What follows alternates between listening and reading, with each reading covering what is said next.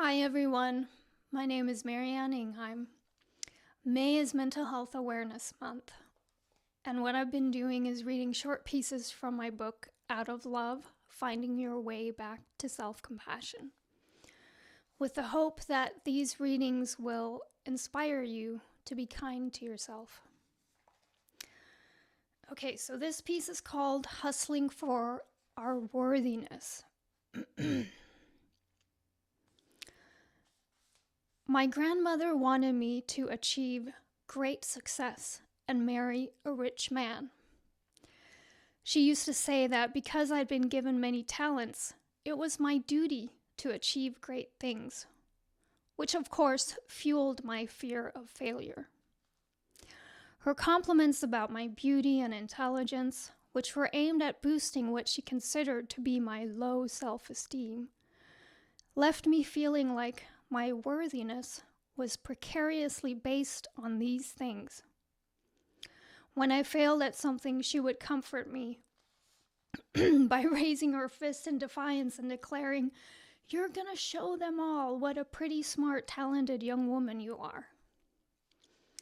Show who? I'd wonder. Mostly I tried to show her. I sought her approval, just as I sought my mother's. I performed for these two women, desperate to feel valuable.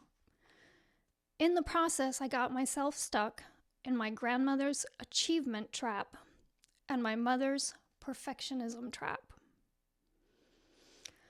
When we look outside ourselves for validation, feelings of worthiness become contingent on how well we perform.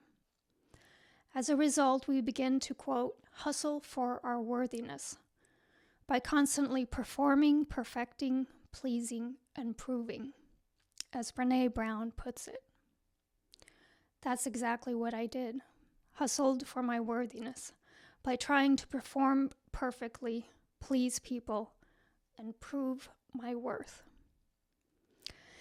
It didn't work. No matter how hard I tried, I'd inevitably fail and disappoint, and my self-worth would plummet.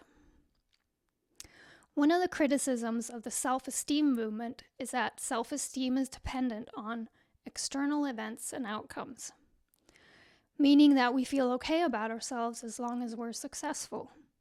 But as soon as we fail in any way, our sense of worth falls apart. In addition, the more we hustle for our worthiness by trying to please other people, the more we lose sight of who we really are. We begin to live inauthentically, more concerned with what others think of us than what we really want. This is truly a sad state of affairs because this is our life, our precious life, and we should be living it from the place of our heart's deepest desire.